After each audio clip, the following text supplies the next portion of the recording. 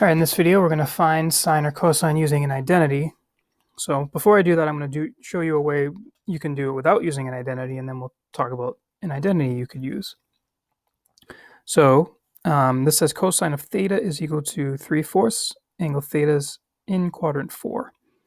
So let's draw that picture. So if we're in quadrant 4, let's just assume angle theta looks like that. Okay, we'll call that angle theta. And the cosine is 3/4. So remember, you have a lot of freedom.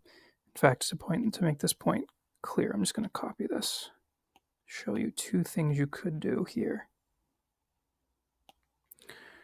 Two different ways of doing this problem. So one thing you could do is, you can take any point on that terminal side there, make a right triangle.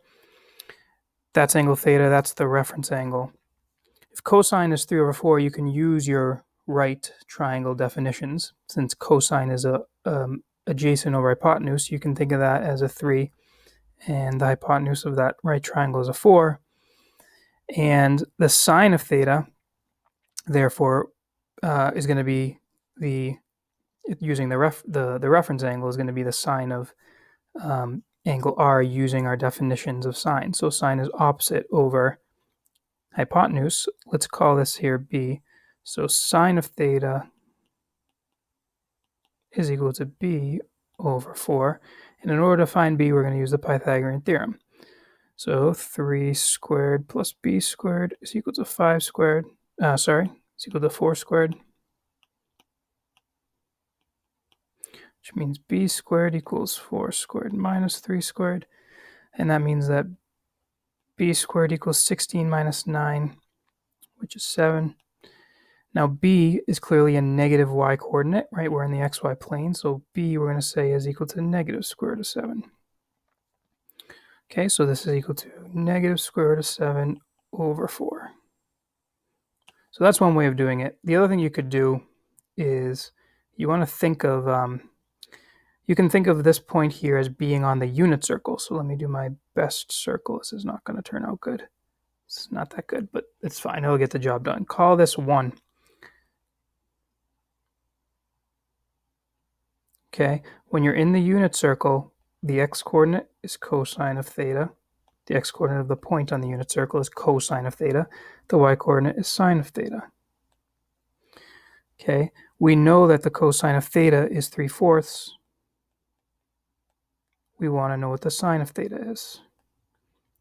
Okay, so if cosine is the x-coordinate, I can also express that as this distance. That's 3/4. And you can also use the Pythagorean theorem here and note that this length here is sine of theta. We're basically using the same thing, it just looks a little different. All right, sine of theta squared. Notice one convention you may not have seen is to square sine of theta, right? The notation is this. So sine of theta squared, just to save on like parentheses, you write that like that. So sine squared theta plus cosine squared theta is an identity that you can use.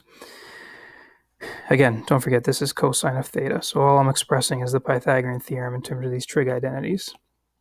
We don't know sine of theta, so this is sine squared of theta. Cosine of theta is 3/4, so that's 3/4 squared, and that equals 1. Let's zoom in. So now I know if I might, so this is sine squared of theta plus 9/4 equals 1. So sine squared of theta equals 1 minus 9/4. 1 is the same as 4/4. So, wait a second. That's not right. I messed up. This is 16.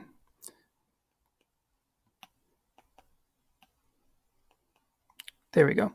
So 1 is the same as 16 over 16. 16 minus 9 is 7. So I've got sine squared of theta is equal to 7 over 16. And when you square root, you want to keep the negative because clearly this y-coordinate is a negative. So we get, let's kind of give myself a little more room here. I'm going to go down here. So now we've got that sine of theta is equal to the negative square root of 7 over the square root of 16, which is negative root 7 over 4, which is what we got above. So basically, they're basically the same thing. This just kind of reminds you, this is an identity that comes up a lot. And rather than putting the numbers in first, you can just start with that identity and you'll get the same answer.